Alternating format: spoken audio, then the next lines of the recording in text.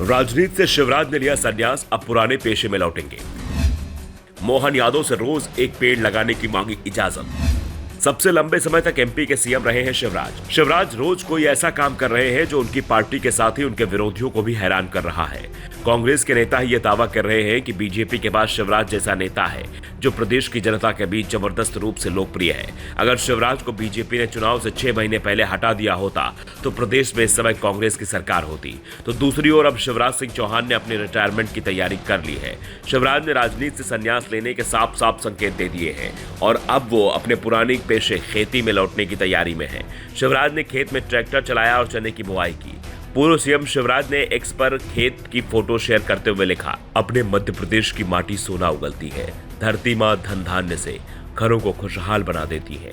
पसीने की कुछ बूंदों से माटी को नमन किया, आज खेतों की जुताई कर चने की बुआई की। इसके बाद शिवराज ने एक और फोटो पोस्ट किया जिसमें वो बेहद भावुक दिखाई दे रहे हैं। शिवराज विदिशा के बाढ़ वाले गणेश मंदिर दर्शन करने पहुंचे थे। इसकी जानकारी लगते ही वहां भीड़ उमड़ पड़ी। भारी संख्या में महिलाएं भी वहां पहुंच गई।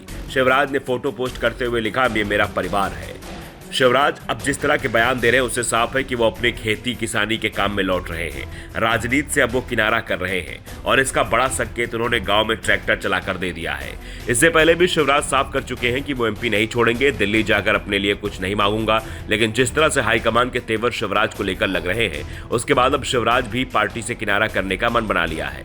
कहा जा रहा है कि शिवराज अब पार्टी से कुछ नहीं मांगेंगे, लेकिन पार्टी अगर उन्हें प्रदेश में कोई जिम्मेदारी सौंपती है तो वो उसे पूरा करेंगे। शिवराज पहले ही ऐलान कर चुके हैं कि वो बीजेपी को इस बार मध्य प्रदेश में सभी 29 से 29 सीटें जिताना चाहते हैं और इसके लिए उनसे जो भी बन पड़ेगा करेंगे। लेकिन अब शिवराज सिंह चौहान से बीजेपी ने सभी महत्वपूर्ण जिम्मेदारी ले ली है। अब बीजेपी के तमाम दिग्गज नेताओं में शिवराज अकेले ऐसे नेता हैं जिनके पास विधायक पद के अलावा कोई दूसरी जिम्मेदारी नहीं है। कांग्रेस के नेता भी अब इस बात को कबूल कर रहे हैं कि मध्य प्रदेश में बीजेपी को जो बहुमत मिला है वो शिवराज की बदौलत मिला है।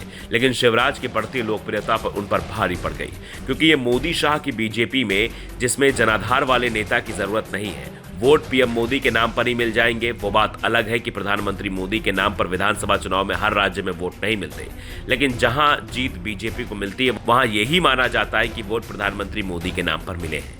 लेकिन जहां बीजेपी को हार मिलती है वहां पार्टी के संगठन की हार मानी जाती है। फिलहाल तो शिवराज के संन्यास के ऐलान की चल रही खबरों से बीजेपी हाईकमान पूरी तरह से बैकफुट पर दिखाई दे रहा है। बीजेपी हाईकमान को भी इस बात का एहसास है कि अगर शिवराज पूरी तरह से किनारा कर जाते हैं तो मध्य प्रदेश में ही बीजेपी को 1 दर्जन से ज्यादा सीटों पर जोरदार झटका लग सकता है, क्योंकि शिवराज का वोट वैसे तो पूरे प्रदेश में है, लेकिन शिवराज जिस किरार धाकड़ समाज से आते हैं उसकी 15 लोकसभा सीटों पर निर्णायक स्थिति में है और इसी का डर बीजेपी हाईकमान के अंदर दिखाई दे रहा है। ऊपर से शिवराज रिटायरमेंट के संकेत अलग से दे रहे हैं और शिवराज जो संकेत दे रहे हैं, अगर उन्होंने लोकसभा चुनाव से पहले इस तरह का कोई भी निर्णय लिया तो बीजेपी के लिए मध्य प्रदेश में मुश्किलें बहुत बढ़ जाएंगी। Bureau report, the Dhakad news.